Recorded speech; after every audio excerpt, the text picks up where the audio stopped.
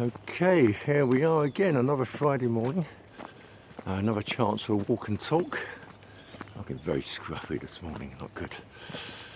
Okay, we find ourselves in the region of the Thorpe Holiday Park. Very nice, a bit expensive, but beautiful cabins and a nice cafe, albeit one that doesn't take cash, hence I tend to avoid it because I tend to like paying cash for things. But yeah, it's coldish, about 3 degrees now, 2 to 3 degrees, but not too bad. I'm still in shorts, as I have been all winter.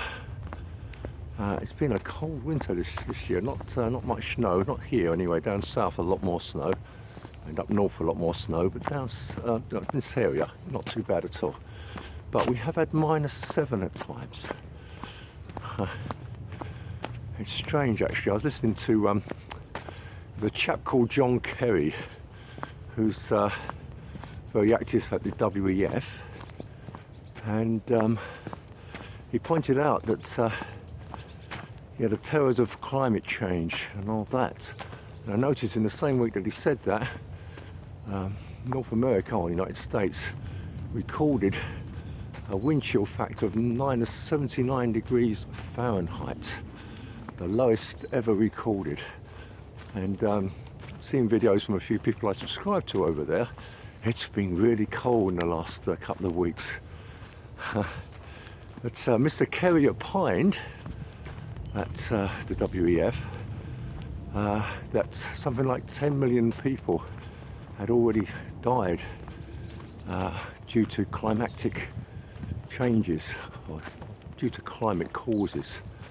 A fact checker looked into him and found that it's actually, this is in the last 20 years, that actually the figure is about 5 million have died because of climate related causes in the last 20 years.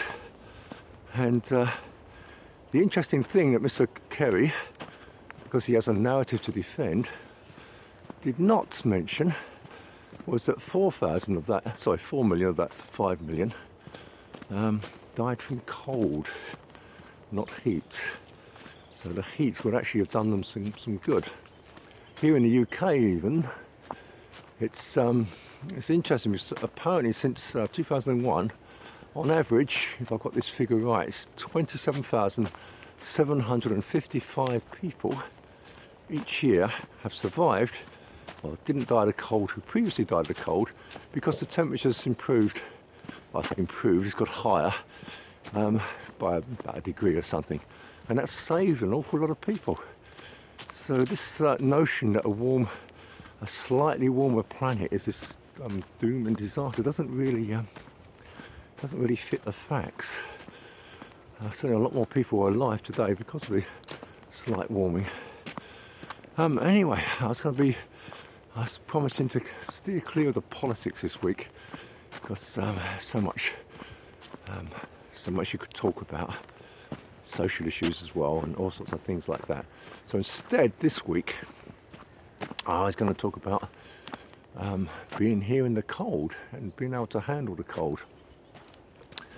I spent the whole winter, I said this before, but basically in shorts and shirts, and just one layer beneath this, just a thin cotton t-shirt, and that's all I've worn all winter. I have, when it's minus something, I tend to go for the scarf and the hat, but much of the time I don't even bother with that. Now previously I used to feel very quivery shivery on a regular basis, but this year it's like I'm bulletproof. So you may ask, it's a worthy question, what has changed? Well, what changed is during our very hot summer last year, really pleasant degrees, over 30 degrees at times, I started taking cold showers. Now, I'd done it before, having been inspired by the Dutch guy, Wim Hof, known as the Iceman. There's some really great videos on YouTube if you're not aware of who that guy is, but worth checking out. But I took them occasionally. I took them particularly in Thailand when I was there a few years back. Particularly in the night, if you didn't have air conditioning, it could still be like 27 or 28 degrees in the middle of the night. It was quite pleasant to get up and have a cold shower then. But it's a different proposition in the winter. Recently, the water lies in the ground there and in the pipes. So when it comes through cold, it comes through seriously cold. And of course the general environment around you is also fairly cold. But throughout the summer I was having the cold showers just as a kind of routine, and I kind of just got used to it. In a sense, well, it was a thing that I did and I kept doing. It's supposed to have various health benefits, which I may go into in a minute. But I did it for a while and it seemed quite successful. And as winter came on, I got into the habit of what is known as a Scottish shower, which is you basically get in for about a minute in reasonably warm or hot water, and then you switch it over to cold, and for some odd reason that makes it a lot easier. And then I sort of stay in for about 2 minutes of completely cold water. That's probably the easiest way of doing it. I've also tried swimming, wild swimming and things like that, diving into streams, but not normally much after October and not much before April. So, I see these people who sort of crack the ice to climb in and have a swim. Well, I'm not up to that standard. But the interesting thing is it's left me in this place where I just don't feel cold now. I say we've had these temperatures down to -7 this year, pretty chilly really by normal standards, and I've not felt the need to change out of shorts or to put another layer on. The only time I've resorted to that is when it's been raining. So it comes highly recommended. I will say that every time you do it, it is a little bit of a challenge to be staunch and stoic enough to actually switch that the tap over or lever over, whatever you're using, to cold, and just know that the cold's going to hit you any second. You do have to be fairly brave about it, but once you're aware of the benefits and how much better you feel, it's still quite a controversial area, and some people absolutely swear by them and other people swear at them. Myself, I'm in the first category there. There was a neurotransmitter, I think it's called, we used to call it adrenaline, but now people call it nor-epinephrine. And it's basically a mood enhancer. Well, it took many functions actually, but it enhances mood. And I think, generally speaking, as a character, I'm a pretty, it feels from my side, from the inside, like I'm a pretty cheerful, happy-go-lucky sort of character anyway. I don't get too bothered for too long. I get upset occasionally, as we all do, but I kind of get back to equilibrium pretty quickly. And the equilibrium that I get back to is a pretty happy place. I like being George McNally. It's a nice place to be. But since the cold shower, it feels, if anything, that's been enhanced. Just feeling in a good mood most of the time.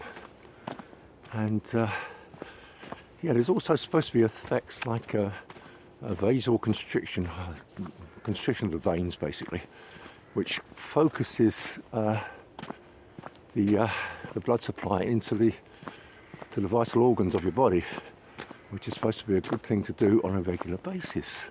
That's another plus. It's also supposed to help in mitochondrial reproduction. For a few people who don't know what mitochondria are, they're small parts of a cell that are responsible for actually producing energy. And in simple terms, the more you can produce, the more energetic you're going to be. So stimulating that is not a bad thing. And the final physiological effect I think I'll mention is the brown adipose tissue, BAT, brown adipose tissue. It resides mostly down your back and around your shoulders, and it's a mechanism that our body uses in cold situations to burn off white adipose tissue, which is the normal fat most of us have around, well, some of us anyway, have around our waists and places, bottoms and thighs and things like that. So as a way of keeping in shape with that, it's quite a good thing. The brown adipose tissue kicks in when it's particularly cold, and it just burns through this stuff quite quickly. So has benefits on the weight reducing point of view as well. So all in all, it's a pretty good thing, and highly recommended. So I've been doing it continuously for 8 months now. I'll show you this later on. Let's see if I can show you this. Give you an idea of how cold it is. If you can see the stream over there, actually frozen. So it is pretty nippy still. Yeah, quite beautiful actually. Very still. But yeah, all in all, I think many benefits, not many drawbacks, apart from the obvious one of needing a little bit of bravery to actually do it. Yeah, so I thought I'd leave you with that thought this week. There's a few issues that are on my mind, but I think I'll sort of go into those next week, kind of going on from last week's episode about IQ and the way that society is becoming progressively less intelligent. I was going to expand on that one. I was going to do it this week, but the kind of preparation proved a little bit too complex to be able to bring down to just like a 12-minute chat. So I thought I'd just do this one this week and enjoy this and I'll give a tip. That's a little arrogant, isn't it? What can I say? Oh wow, I don't even see this. I don't know if you can see. I don't know if we can get that. But there's a heron. It's hard to see on the camera, but he's just flying off now. This is a beautiful area, really. I'm very lucky to live in such an area. But yeah, back to more weighty matters next week. So for now, our usual things. Hello, doggy. Hello, matey. Another doggy here. Oh, so you're gonna come on? It's a great big Labrador, beautiful thing. Hello, good morning. Okay. Yeah. This area, lots of doggies. People love walking their dogs. Yeah, next week back to more weighty measures perhaps. And for this week's, I'll say as the usual, subscribe, comment, whichever. Read the Substack article which will come out with this. Well, it'll come out a couple of days later. I've actually got to write it up yet. I always do it this way round, where I chat first and write later. And yeah, hopefully see you next week. Bye bye for now.